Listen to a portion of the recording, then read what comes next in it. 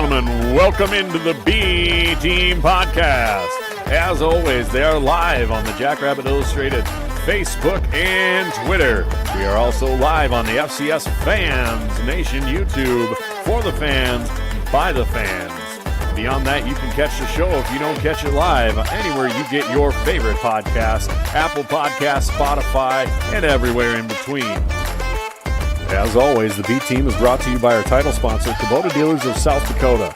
If you need a tractor, utility vehicle, construction equipment, zero-turn motors, parts, service, and more, there's always a Kubota dealer near you with 8 locations across the great state of South Dakota. Stop in today and get yourself into some orange equipment. We would also like to take a moment to thank our segment sponsors, Culver's, Brookings and Watertown, Jackrabbit Central, and Cubby's Sports Bar and Grill. And now, B-Team Mafia, the time's arrived.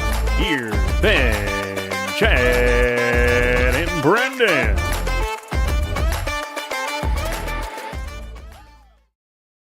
Well, let me tell you, after listening to that intro video, I'm even angrier at myself for not redoing that this week and having that fixed. So that's upsetting. That's my bad.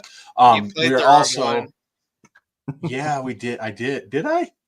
You totally did. I didn't catch it till the end. Oh my God, I did. Oh my God. We are, this is Scare Money, Don't Make Money. We are, of course, brought to you by the Kubota Dealers of South Dakota, per usual for title sponsors.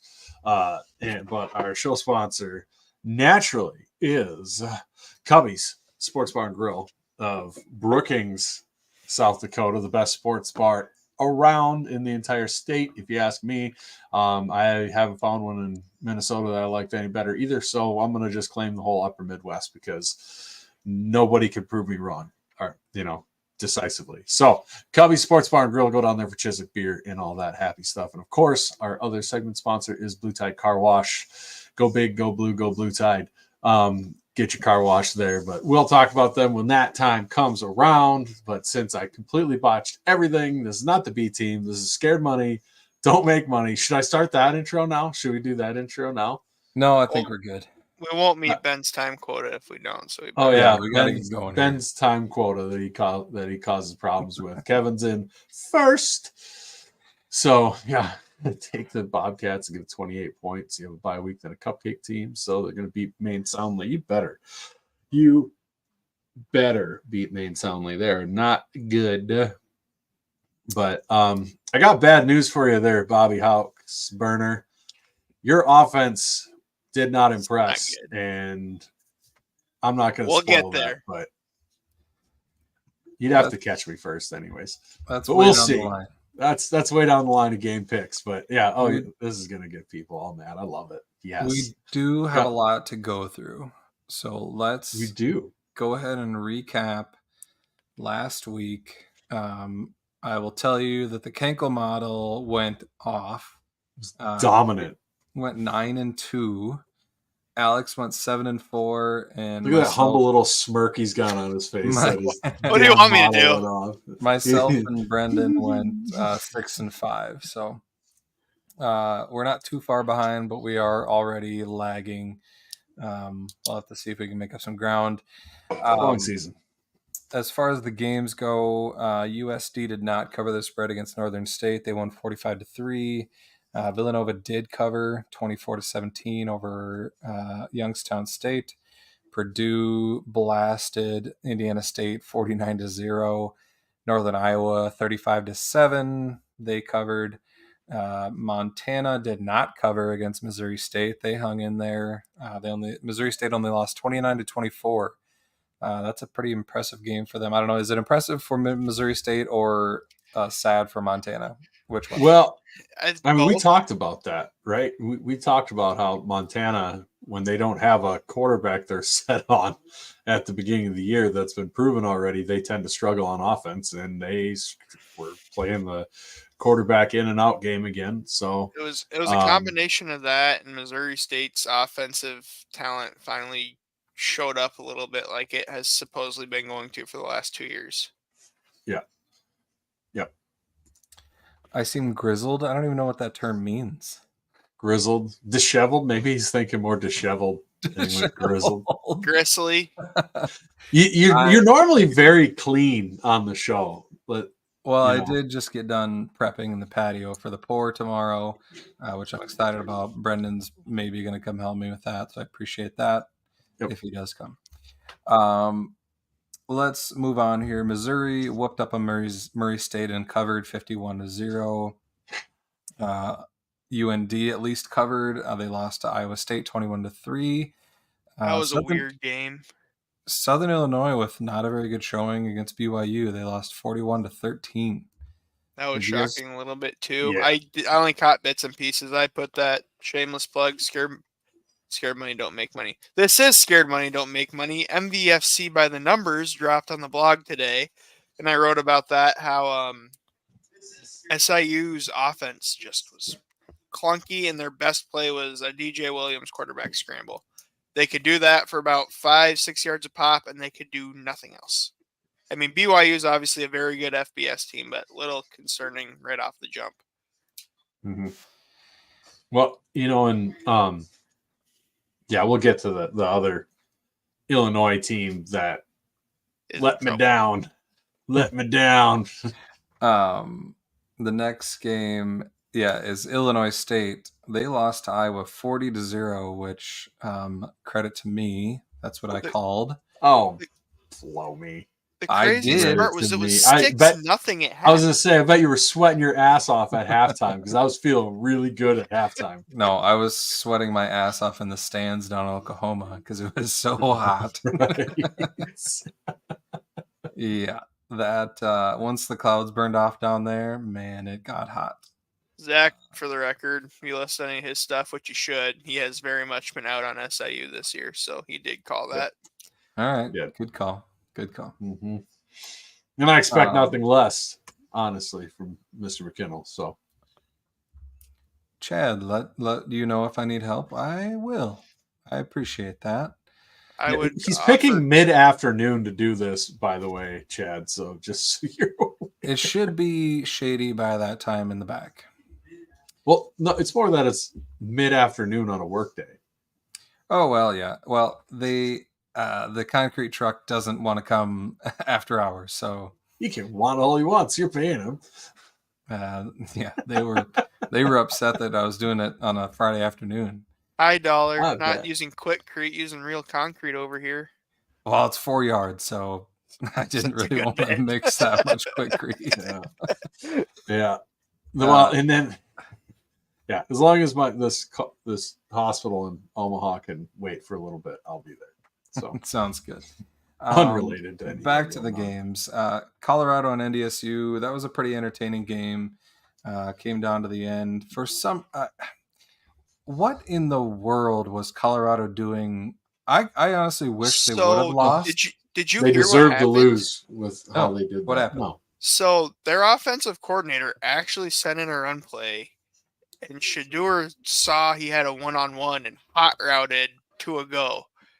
And because he's the coach's kid, I doubt he got in trouble for it. But can you imagine if any other quarterback tried to pull that stuff? Can you imagine if they lost because of it? They were 3 yards from losing because of it. I can't believe they let that get out that's what happened. Yeah. For those that don't know, they deserve to lose that game. Colorado had all they had to do is literally kneel the ball. And NDSU would have got the ball back with like 15 seconds if they got a 3-and-out. If that, yeah. And they didn't. They threw a pass, and so NDSU got the ball with like 45 or 50 seconds, and they at least got a chance at a Hail Mary, and they got down. He caught it on like the 3-yard line. 4-yard line. So it almost was real bad for Colorado, but they snuck away with the win, 31-26. NDSU did cover though. Oklahoma State. They covered against SDSU 44-20. I did go down there since I wasn't on the B team. I'll talk a little bit about my experience. Like I said, it was real hot in the stands, but I will say Stillwater was a nice place. That OSU campus is super nice, and the people down there were very hospitable and welcoming, so I appreciated that very much. I will recommend not staying in Topeka, Kansas. We stayed there on the way down and back, and some sketchy experiences there. So shout out to Topeka. You know what's right next to Topeka, Ben? What's that? The Kickapoo Indian Reservation. Well, there were some issues going on in Topeka, but anyway, Just a fun name. Had to bring that up. The game overall was a good experience. The stadium was nice. Like I said, people were nice, so good trip overall. But it didn't turn out the way we wanted it to. You guys covered that. We don't need to go over that again. So we shall move on to this.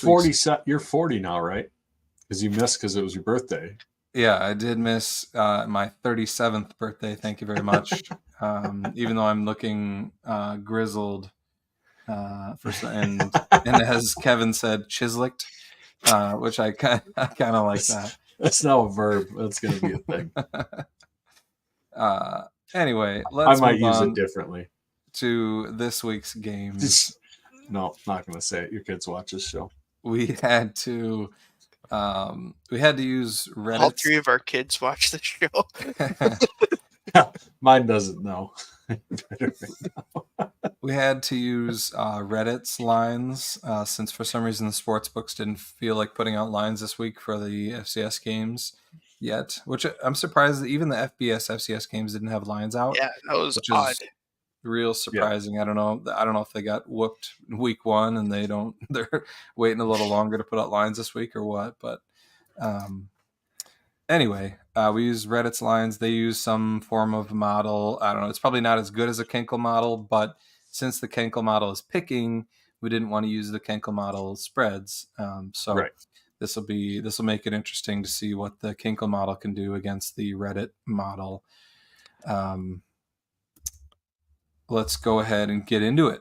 Butler is going to Murray State, and Murray State's only favored by 2.5. Let's kick it off with the model. What's the model have to say? Model has Racers by 11.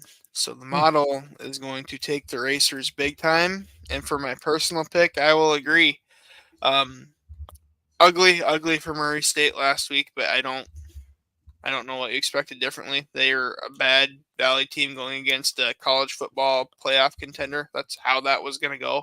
There was no other way that game was going to go. But Butler is a average Pioneer League team going against a bad Valley team. I look for Murray to kind of get in the win column here, and I think they'll definitely win by more than 2. I mean, odds are if they're going to win, it's going to be by more than 2. So I will also take Murray in the points along with the model. Yeah, I am absolutely taking Murray in this one. It's Butler. I mean, they're Pioneer team, aren't they? I believe. Yeah, they're I don't know why I'm Pioneer blanking team on that, and yeah, they're not a great one. So I'm absolutely going to take Murray, no matter how badly they burned me last time. If they manage to lose this game, I'm going to turn their mascot into Elmer's glue. So how are you going to write it then? I will tape the glue stick to a motorcycle and I'll drive the motorcycle and I'm going to write Racers on the side of Elmer's. Oh my God. I now have an idea for that game. I'm bringing glue sticks to the Murray game when they're up here. That's just mean. All right. I will also take Murray State. They're not great, but they're not this bad. I'll be interested to see what the actual sportsbook line is on this, because the Kenkel model usually pretty closely follows the spreads, and this one's pretty far off, and especially with how well the Kenkel model did in the first week, it'd be tempting to throw a little actual money on this game. Next game up, we've got Indiana State going to Eastern Illinois. Indiana State is a 6-point dog in this one. What's the model have to say about this one? Model says Trees are a 3.7-point dog, so Trees are going to cover just barely. I don't know. 6 is probably about right. It's a rivalry game too, so weird stuff can happen that way. Indiana State obviously new year, new team, but Indiana State kind of, gave this game away last year. as did Illinois State when they played them, but that's a separate discussion anyhow. So I'm rambling. I'll disagree. Model's going to take trees to cover. I will take Panthers and the points. Yeah, give me Eastern Illinois. I didn't see anything out of Indiana State last week to make me think that they're going to go on the road here and keep it like super close. I don't think they're going to get like murdered because Eastern Illinois didn't look like rock stars either. But Indiana State's just got to prove it to me yet this year. So, but like Coach Rogers said, why do we even do this show? Just go follow the model. But by God, I'm proving it wrong this week. I'm going to get it this week. I will tell you that one of the two games that the model had wrong last week was Indiana State. And we all picked against the model in that one. Too. And so maybe the model is a little high on Indiana State right now. Alex is like, oh my God, what do I need to do to fix it? I'm not going to cook it. I'm going to just keep putting the numbers in and we'll see where it lands. The facts and figures machine. I like it. All right. So I will also take Eastern Illinois. I don't trust Indiana State at all. Youngstown State is a big favorite at home, 35.5 point favorite against Valparaiso. What does the model say about that one?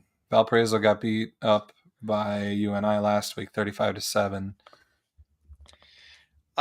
Model says Penguins by 35.2, so it is just by 0.3 of a point going to take Valpo. I don't know. I'll agree. I didn't really see a lot. I mean, they kind of came back in the second half. If me and the whole 5 other people at Flow Sports that watched that game live. But I was very unimpressed with Youngstown's offense. I mean, Valpo's not great. Valpo did give up almost 400 rushing yards to UNI's air quotation air raid offense, but that's a lot to cover, and at a certain point, that's also going to be Doug Phillips not wanting to take his foot off the gas, and Phillips has never struck me as that kind of guy. He's willing to kind of work younger guys in, so model is just barely going to take Valpo in the points. I will agree. I will take Valpo in the points just because Youngstown being up by 35 might be a lot. I am going to go with the Penguins in this one.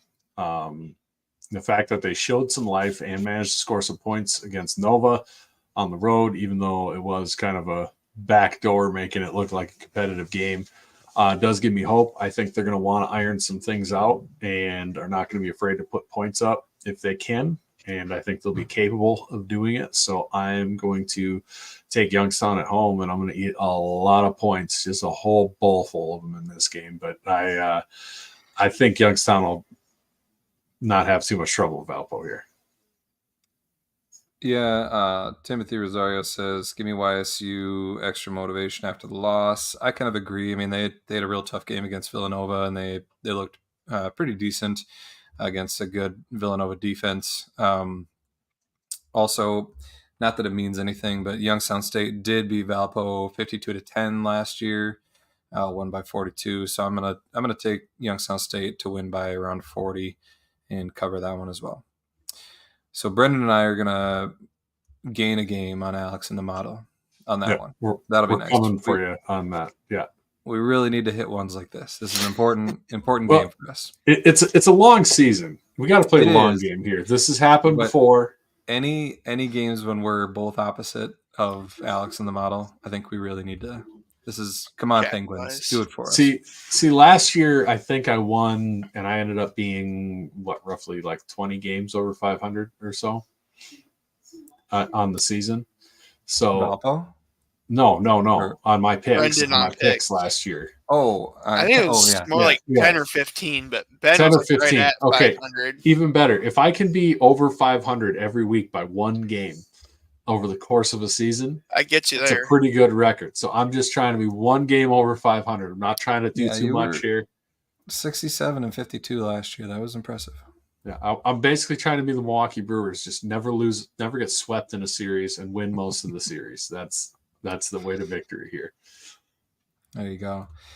Next up, we've got an interesting game. Northern Iowa going to St. Thomas. Northern Iowa is favored by 27 in this one. Model says Northern Iowa by 22, so it will take the Tommies and the points. I agree. If nothing else, it's not really good analysis, so don't take this to the bank by any means. But I think St. Thomas will be motivated after getting a little bit embarrassed last week. Unless maybe St. Thomas is bad this year, and I'm going to eat my words. Maybe Tommies are just having a down year, and they're going to be bad even by Pioneer standards. But I like them to keep it closer than 27. I'm tempted to agree with you on that, but then I remember last year when St. Thomas had a good record and was second in the Pioneer League, that they got thumped pretty hard by Drake, who I'm fairly certain anybody in the Valley could have picked their score against. So I don't care if it's at St. Thomas or not. And I wasn't super impressed or confidence filled after watching what was supposed to be this air raid offense end up being UNI, which is fine. I'm expecting them to. It's what's the spread, like 27? 27. Yeah. Only 27? thing I'll interject, not that I need to try to sway you. If you're going to disagree with me, I think you're going to lose, and you should stick with that.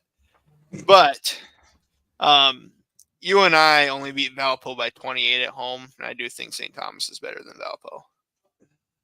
Yeah. This is in the cities. Yeah, as we know, the transitive property doesn't always work that well. But Right. That's also I hate true. you for bringing that up. That hurts my feelings a little bit. I'm not a fan of you bringing that up at all. Yeah. I'm going to take UNI in the second game. You see the most improvement, so I'm Okay, Dallas. Panthers are going to burn me. I've been burned too many times by the Panthers, but I just keep going back to that well.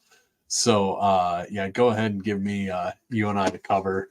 And then when they don't, I'm going to have to, send a bag of poop to the UNI dome or something. that sounds kind of fun anyway. Just don't say you're going to eat it on camera. I'm sure everyone's that on Twitter. The internet will find you. Did they ever find that guy? Can we agree that's off limits for the loser? Yes. Of this 100%. Nothing that can make you deathly ill. All right. I will take St. Thomas. I think that's too many points. I don't trust UNI's offense to score that much. And with St. Thomas at home, I'm going to assume that they can cover that. Next up, we've got Illinois State going to North Erlabermer. It's North Alabama. If you've ever seen their logo, you know what we're talking about. Illinois State's favored by 12.5. Model will take the Redbirds. Model says Redbirds by 17.7. I kind of wrote about this week in the column. I said I thought this could be a little closer, especially just the unknown of no Mason King or Amir Abdullah for Illinois State is going to be huge. And I think North Alabama is actually a decent team. So the model's going to take the Redbirds, but I will take the Lions. I'm going to lean on the Southland Sermon, the Rev himself, who used to be the yakking all over the place. Yeah, the yak guy. So I'm going to go and pick Illinois State against my better judgment. The offense will get going. Not very in on it. This is at Illinois State, right? No, this is in North Alabama. Never mind. I changed my mind. UNA is going to cover. Quick Illinois decision. State, you mean? North Alabama is going to cover. Oh, okay. Oh, UNA. I thought you said UNI. UNA. Yeah, UNA. Gotcha. My bad. Gotcha. It's my B. Yeah, we know how beat up the Jacks were after playing Iowa, just physically, and then they ended up having a real tough game with a UC Davis that maybe shouldn't have been that tough, but you could tell there was a physical hangover in that game for playing Iowa. So 3 tacos on this? Yeah, sure. I'll do 3 tacos. So I'm gonna go. Yeah, I've got righteousness on my side. Blue blood's on my side. UNA for the cover with the fire. I'm down. Yeah. Tim and Zach teams to are cover. agreeing with you. I will go Illinois State in this one. North Alabama also had a FBS game. They played Memphis last week. Probably not as rough Memphis as is not equal not to equal Iowa No, at no. all in I'm not saying that. physicality. Yeah, you are. Yeah, you are. You're inferring it. Illinois State. I'll take them by 2 touchdowns. Then you got Southern Illinois going to Austin P. This is a real interesting game. Southern Illinois is only favored by 6.5. So the model says Southern Illinois by 6.15, so it's almost dead in line. It is just barely going to take the Governors. I'll take Southern Illinois. Once again, we know previous year doesn't mean anything, but this was a 31-3 game last year. And I think after that abysmal performance at BYU, Southern Illinois is going to be really looking to get some offense going. What is the spread in this game? 6.5. 6.5. Southern Illinois is favored. 6.5.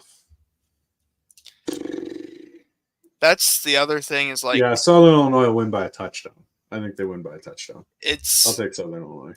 just additional commentary. It's very interesting. We are hand-wringing this much about the number 10 team covering against an unranked team by a touchdown. Not that rankings mean anything. Did you say hand-wring? Yeah. Hand-wringing. Oh, put her all together. Emphasis on the wrong syllables. Got it. Real. I've been known to do that. Let's see. I will take Southern Illinois here. I think they do enough. I think they bounce back after a poor showing last week. I mean, it was an FBS team. Maybe BYU's better than we think. So I'll take Southern Illinois by a touchdown. Then you've got coming in, making me feel good again. SIU wins by at least 14. Austin P only had 100 total yards last week. I like it. So we're all three against the model there then. Yes, yep. Suck it, model. Yeah, you stupid machine. All Machines will never win. We've got Tennessee State going to NDSU. NDSU's favored by a whopping 34.5 in this one. Model says 33.2, so Tennessee State covers. I should have gone back if I was a good podcaster and done a little more research on this. Does NDSU tend to blow out bad teams, like intentionally make a point out of it? Because I think Tennessee State's good enough. They won't get beat that bad unless NDSU really wants to prove a point, which after last week, I don't think they will. I mean, I'm sure they're not happy they lost, but I don't think they're pissed. Yeah, take it out on Tennessee State by 60 points pissed. Right. So that's where I'm probably going to agree. I see them winning by 28-30, but 35 is probably a bridge too far for me as well. Yeah, I'm going to take I will take Tennessee State partially because it's just the spreads are this big, man. It's like it's more up to what the heavily favored team wants to win by. Right. So yeah, I'm gonna go and take Tennessee State to cover. Obviously, they're not going to win, but yeah, I think I don't think NDSU is going to be out for blood trying to put up 45-0. It wouldn't surprise me if it is 45-0, but I've picked against the model so many times already tonight that I'm getting nervous. So it is in a coin flip one like this, I'm going to go with the model. It is a bit unnerving. I will agree. We'll go chalk on this one. I'll take Tennessee State as well. I just don't think that NDSU feels the need to blow out a team like that. And looking back at it, they really don't that often. I mean, they'll win by 40 occasionally, but they usually don't. I think too, there will be some, and I'm I don't know. When you bring in a guy like Eddie George as a coach, I mean, do you want to bring him in and beat him by 45, or are you going to pull starters a little sooner if the game is going that way? But to be fair, NDSU's defense, although they did well against Colorado, it still looks similar to last year to the point where it was really weird. The front seven looked great. The secondary did not. How much is that? The missing Cole Wozniewski. How much is that? You're trying to cover Jimmy Horn Jr. and Travis Hunter. I mean, you got to give those guys their flowers. But right. it was odd. The front seven looked fantastic, and the secondary looked horrible. Which is like a flip of last year. Right. But, yeah. Anyways. Yeah, I mean, obviously Tennessee State is nowhere as good as Colorado, so they'll be fine. But I'm going to take them to win by less than 34. Then we've got Missouri State going to Ball State. That's going to be a sneaky fun one. Yeah, playing their FBS game. Ball State is favored by 5.5 points. Oh, I hate that spread. Ooh, so 5.5. Model. Sorry, my computer's dying. I forgot to He's plug doing it in networking work over here. Jesus. He's got to unravel a set of Christmas lights. Hold on, I need to put in a new router here before I get to the model. The model's overheating my router, using too much bandwidth. That was last year. We got that fixed. And that wasn't my computer. That was our internet being garbage. Thank you, Mediacom. We're on Swiftel now. So anyhow, Missouri State is a 3-point dog according to the model. So it says the Bears cover. And I will agree with Dustin. I don't think they just cover. I think Missouri State gets a scalp in their last chance here. I really liked how they looked offensively against Montana last week. Ball State is not a good MAC team. I could see the Bears winning this one in their last chance here. Yeah, I'm kind of with you. It depends on, do you believe that was Montana, coming out slow, or do you believe that was Missouri State being pretty good? But I do know one thing: Ball State is going to be a much easier atmosphere to be the visiting team in than Wah Grizz compared to Wah Grizz. So yeah, I'm gonna go with the Bears here. And to be honest, Ball State's is a MAC team. They're not going to be any more talented than Montana, in my opinion. So I'm going to go ahead and take the Bears to pull it off here. Yeah, we don't have anything to go off on Ball State. It's their first game this year. That's right. They're the only team with a week 0 and week 1 bye. I forgot about that. They're the only team? That's crazy. It would be very Missouri State to look good and then just go get whooped by Ball State. That's true. But I will have faith that they looked good enough against Montana that they'll score enough points to keep up and hopefully get the win. Yeah. Another very interesting game. There's a lot of interesting games in Missouri Valley this week. We got Montana going to UND. Yeah, so there's a lot of actually fun games this week. Sorry, Ben, you didn't give the line yet. I started talking already. Yeah, no, you're good. Montana's favored by 8 at UND, which, as we know, is a tough place to play, and UND plays pretty well at home. So the model, if you want your spicy meatball of the week, model says Montana, but only by 3.5. Yeah. I kind of agree. UND's defense looked really good against Iowa State. Now, I know I came on the show last week and said I'm not sold on Rocco Brecht. And after last week, I'm even less so. It's Iowa State quarterback, for those that don't know. However, UND's defense has gotten better over the last couple years. It's in the Alaris Center. I think this is just going to be an ugly, 17-14 game. Call it either way. So either way, UND covers. So this might surprise you. I wasn't paying attention. What was the line? Which timeout? Which one of you is watching the show in the background? Because I can hear it. Brendan. No, Ariel might have it on upstairs. Oh. But someone was complaining my mic was too quiet. I've lost the cord for this one, so I got to get a new one. So I had to turn this up. Shambles over there. I'm just a wreck. I'll start muting myself. Thanks for bringing it up when we're pretty much done with the picks of the show. It hasn't been that bad. I don't know. She must have really liked the, no, it really wasn't the segment bad we're on just right now. She must have really turned it up. What was the spread? Montana by 8 at UND. Oh, yes. That is a spicy meat to ball because, like Alex said, yeah, maybe he's not sold on Iowa State's quarterback, but one thing I'm definitely not sold on is any of the Montana quarterbacks yet. Right. So, I mean, it's week 2 and it's Montana trying to figure out a new starting quarterback. I don't know why anybody would be like really sold on them yet. That's just the pattern. They'll figure it out about week 4 and they'll be mad that everybody was talking crap about them.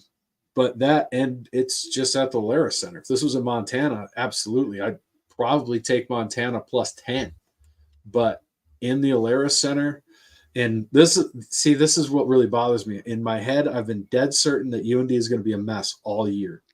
All summer, I've been dead certain that UND is just going to be a disaster. But now the way the season's starting to play out, I'm like, God, they're going to get like 6-7 wins and be on the playoff bubble again. And I think they're going to beat Montana. Or it's at least going to be close. I don't see any way Montana wins by 8. Go ahead and clip that, Grizz fans. I don't care.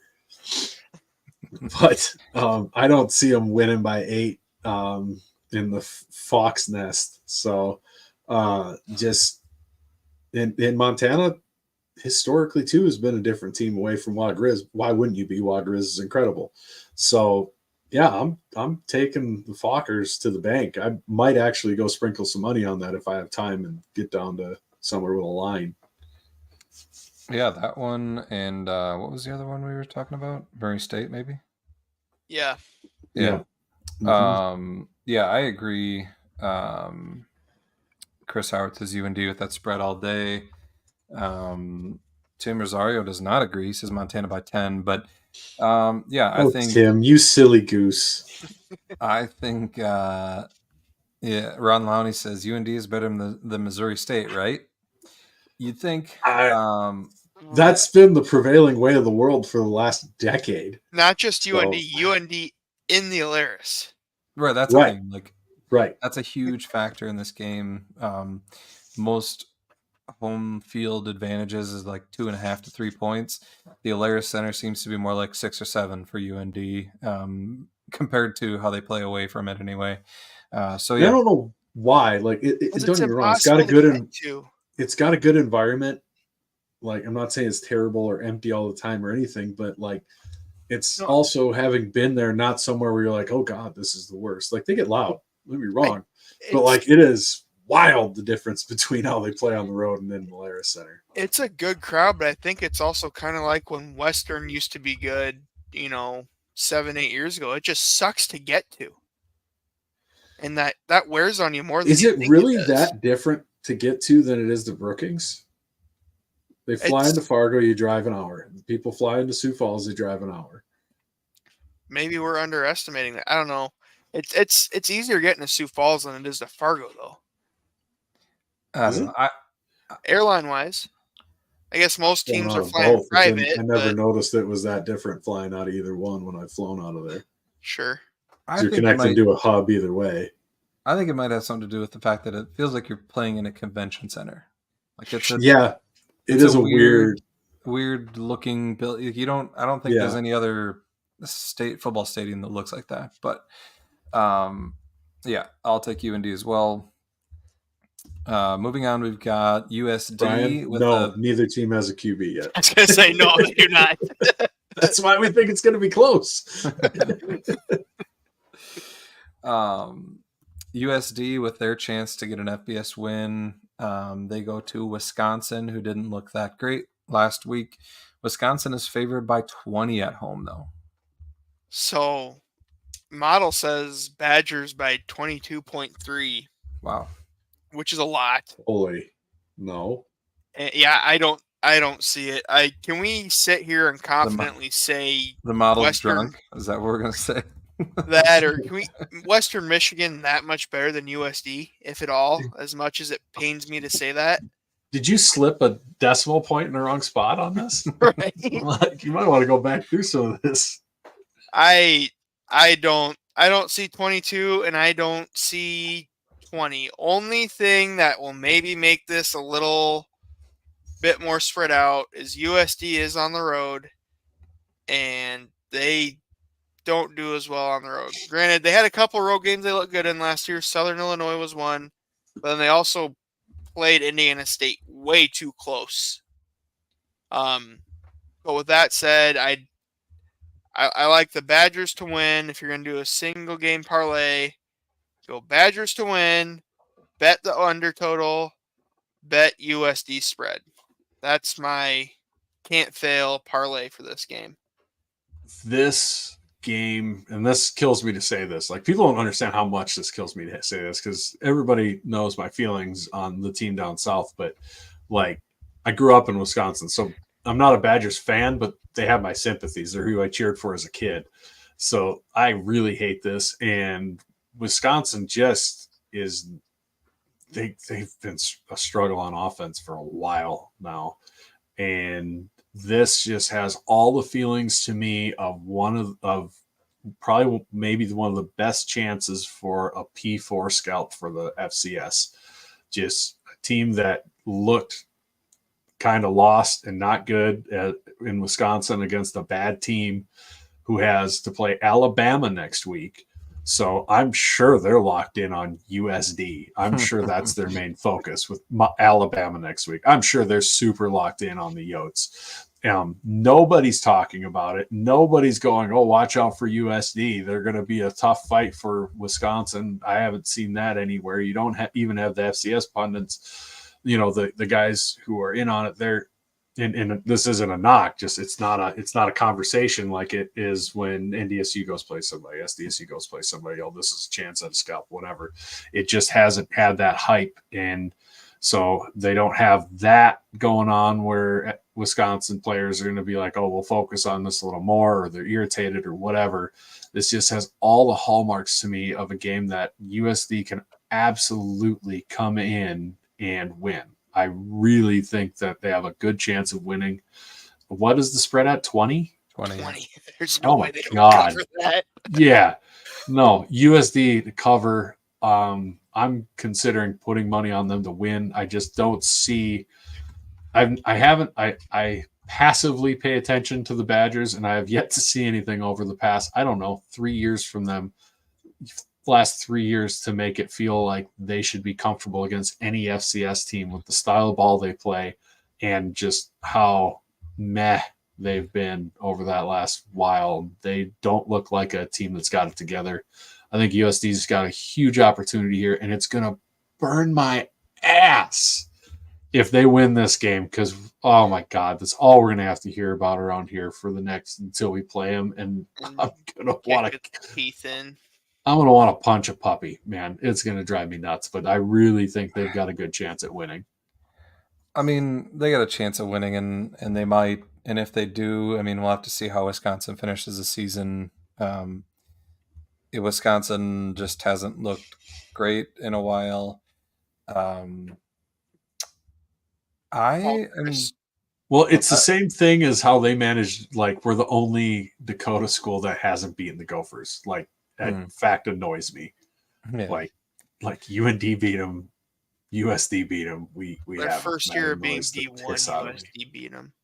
Yeah, like, and it's such a, and this has that same feel to me, except USD obviously is far better than they were their first year in D1, and it's like, I got a bad feeling about that. It's going to happen.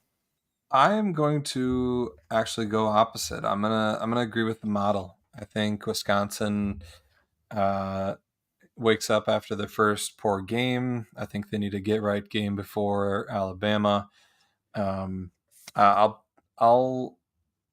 depend on Wisconsin winning by 3 touchdowns. I will trust them to do that. yeah, I don't think they'll overlook USD. I think that they'll cover here.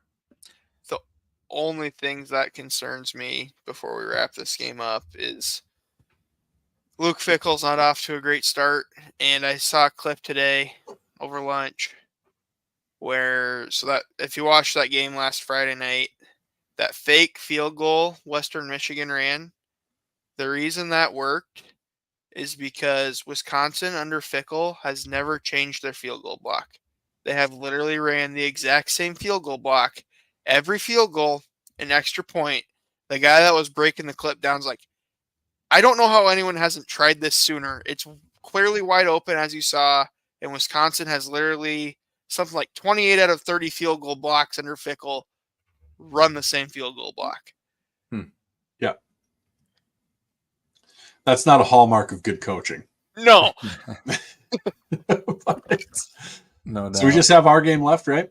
That's it. We've got. Well, before we get into that, go ahead. Go to Brookings to mention our sponsors.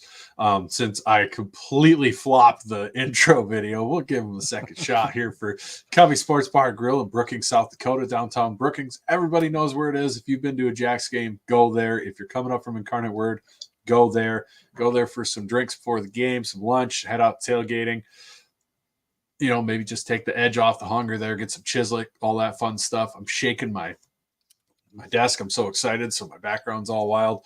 But head on down there, get yourself a good beer, good mix of drinks. They've got the patio. It's going to be beautiful weather on Saturday. Head up there, get your pregame beer and meal before you head down to tailgating.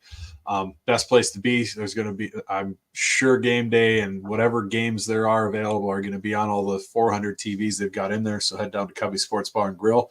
And thank you to them so much for being such a large sponsor of Jackrabbit Illustrated. And then the other sponsor we have for Scared Money Don't Make Money is Blue Tide Car Wash. So you're heading up. It's a little bit of a drive from Sioux Falls or wherever you are. Get your car nice and cleaned up and pretty before you drive in the tailgate lots, so you don't have people rubbing up against your car, getting all dirty when they're getting stuff out of the vehicle. Get yourself a great wash. Get yourself a monthly package. They've got awesome monthly packages. They've got a whole bunch of different locations around the state of South Dakota. They're just starting to have open one up in Mitchell. They've got a bunch of locations in Sioux Falls at all the get and goes. Plus, they've got the drive-through ones as well. Those are awesome. Definitely head on down to Blue Tide Car Wash. And honestly, you should get the monthly special. I mean, if you're around South Dakota driving for any amount of time, you use that thing twice. It's paid for itself. So go big, go Blue Tide. They asked us not to do it. Now I can't help myself from doing it. So sorry, I will stop. I can't. It's like a tick. I'm just a terrible person. And the last order of business, it is one day for state. Yes. I had a very nice phone call with Mr. Bennett Berge, All-American for the Jacks wrestling team this afternoon. If you got some time and some change, get some money in on that. Yeah, and any money counts. I'm sure there's still donor, bonuses based off of the volume of donors. So if you put in $10, $5, doesn't matter. You can be that $5 can be worth a hell of a lot more if it gets an extra $5,000 to whatever program you want to support. The band, you can support the Pride, you can support soccer, softball, every different program, all the different programs in the school as well. One day for state is a great day, just raising funds for the university, and any amount helps, and it can mean a lot more than $5 if you put $5 in. So it's worth it to put the time in to do that. So on to the big game. That is wild. I just checked, they had a 5,000 donor goal. We're at 5,174 donors currently, and they're already up to $2.2 million donated. And that's for awesome. total, correct? That's what the counter says. I don't know. Okay. But that's wild. SDSU fans know how to do it. They know how to support program, and we've seen results from it. So, keep supporting the Jacks. All right. We have one final game. We've got the University of Incarnate Word coming to Brookings, and SDSU is a 23-point favorite at home. Seems like a lot of points against a team that is known for its offensive prowess. So the model is just barely going to take the good guys, 23.4. And I will go bold and agree. I think we're going to be on a mission with something to prove here. I think the defense is going to be locked down. I really like the way our rush offense stacks up. They've got some good linebackers, but we talked about this in the group chat today behind the scenes for everyone else. Their linebackers are really good. I'm not convinced their front four can keep the linebackers clean enough to make plays. And I think Angel and Lamar Johnson are going to have huge days. I feel we all know you're going to take Incarnate Word to cover. Can I say my thing first? You can say it. So, anyways, I'm going to take Incarnate Word to cover.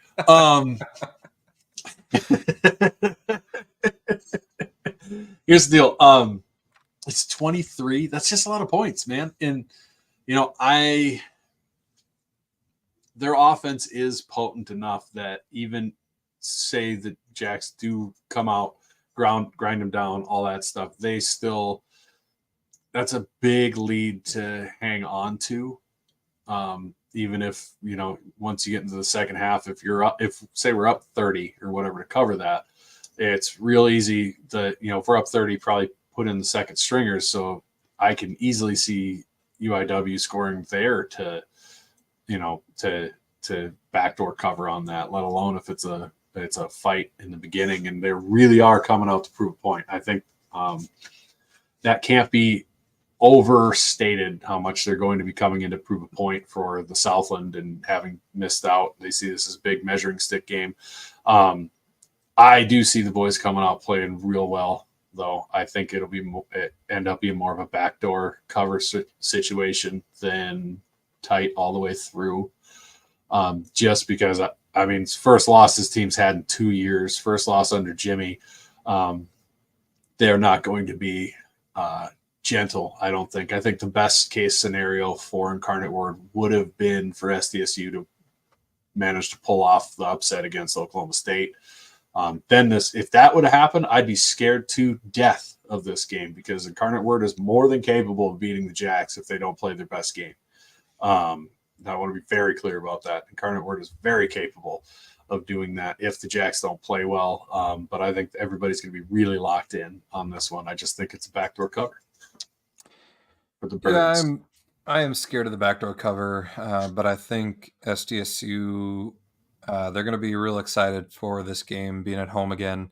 There'll be the championship celebration pregame. Also, the tailgate scene is going to be great. Looks like nice weather. Come and join us if you'd like to. We'll have plenty of food. I think SDSU's got some stuff to clean up, and I think some guys have some things to prove. Tim Rosario says, I think we should know within the first couple of possessions. Yeah, I agree.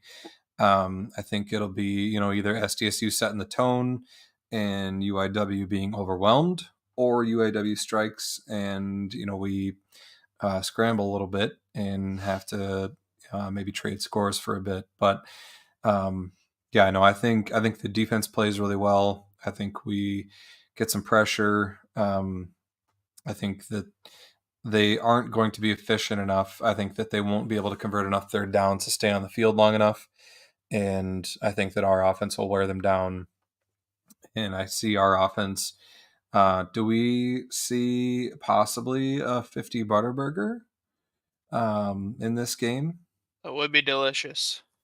This is one of those games where it feels almost a little Southern Illinois-esque, where if in the past when Southern Illinois was just high-flying offense, and those games felt like either you win the game by 40 or it's a dogfight the whole way because they came out, got life right away, that offense started clicking, and now you're in a shootout. And that's kind of what's scary about this game. You mean when one Mr. Labanowitz may have been under center? Yes. I think UIW did just play vanilla offense to answer Tim's question. I know when we had Andrew Markham on here, he said he charted the plays and they ran a total of 15 different plays on offense was it during the whole game. So they only called 15 different plays. I absolutely believe they knew it was Northern Colorado coming in and didn't show anything in that game on purpose. I will take SDSU to cover. I think that we score enough points, and I think our defense plays well enough that we'll win by, 24 to 27, something in that range. So that is all we've got for this week. Just missed our half-hour mark by a little bit. Just barely. Once we don't have so many games, it'll get easier. But when there's out of conference and there's 11 games every week, it's hard. It does. It is a lot to cover. No JIA this week. I didn't have time. Hopefully I can get to that next week. But thank you everybody for joining. Hopefully we'll see a bunch of you at the tailgate and at the game on Saturday. Anything else before we take off? No. No. Brendan covered one day for state. You see us at tailgating Saturday. Come say hi. I won't be at the book club the entire time. I'll kind of be back and forth. Not that anyone wants to see the C team anyhow, but we'll see if the Podfather makes an appearance at the B team tailgate. He's coming. He has not said whether he's coming for tailgating yet or not, though. Up in the air. All It'll right. be a new experience. I'm going to have a baby with the tailgate, so that'll be a new experience for me. I'll have a baby with too, Brendan. Hey. But I've had a baby with me at tailgating before. So. I'm pumped for the betting on baby fights. Don't tell the wives. We'll just take them to a back corner. We're going to have some underground baby They're fighting. only months apart. We're going to just throw a glass bottle in between them and we see what happens, I'll be the bookie. Charlie's kind of scrappy. You have to watch out. See, Zena keeps getting picked on, so odds are in his favor right now. We'll have to record that. But as Jim says, see you at the book club, see you at the tailgate. As always, go big, go blue,